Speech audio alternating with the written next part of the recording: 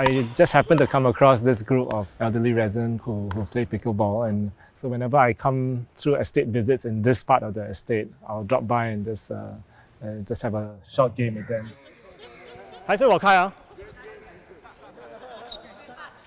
？OK。Today is quite a typical Saturday morning for me. So I usually do estate visits where you walk around the estate and meet residents and also see whether there are any maintenance issues that the town council needs to look into.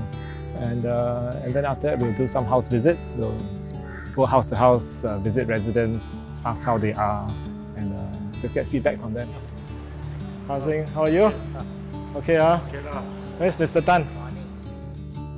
I would say the number one thing that motivates me is the fact that residents have given me this privilege to be able to represent them, and I feel a sense of responsibility to fulfill it to the best of my ability.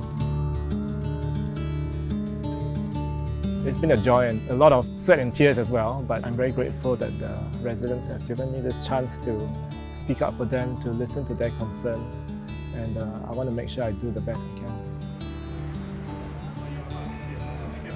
Many of the issues that we actually raise up in Parliament are a result of the feedback that we got from residents.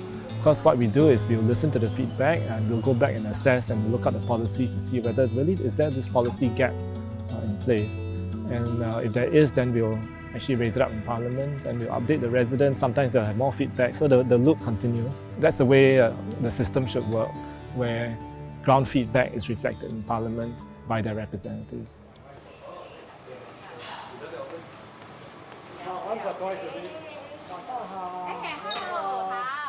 The number one issue that when I ask residents what's your biggest concern, the answer is almost inevitably cost of living. Very often they say things like food.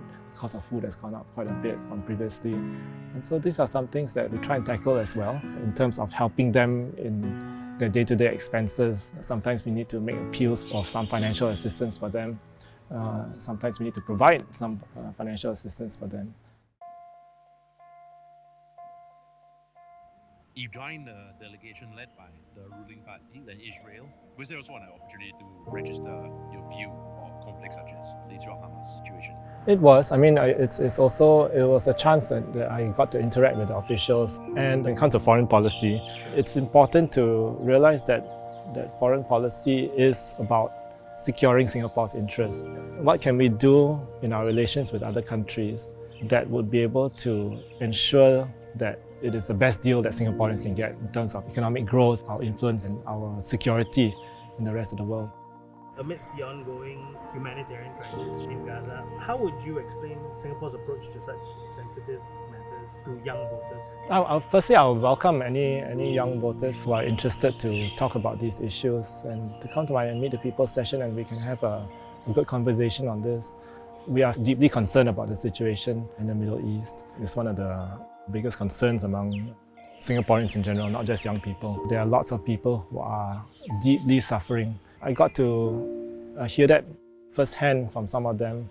I talked to some Palestinian civilians who have gone through the process of going through multiple checkpoints just to get to work and taking 2 hours on what should be a half-an-hour journey because of the multiple checkpoints and all the checks of their phones.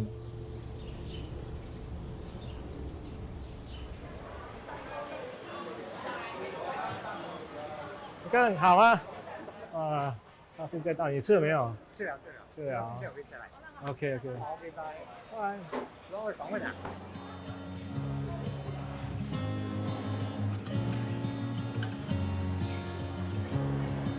It's important to have balance in our political system. We cannot have one party that's dominating everything in Singapore, dominating government, dominating the unions, dominating business. There needs to be more diversity. This will be for the better of our country because as there's more diversity, more good ideas will emerge from different quarters. And that's how we can pick up the best ideas to advance our country.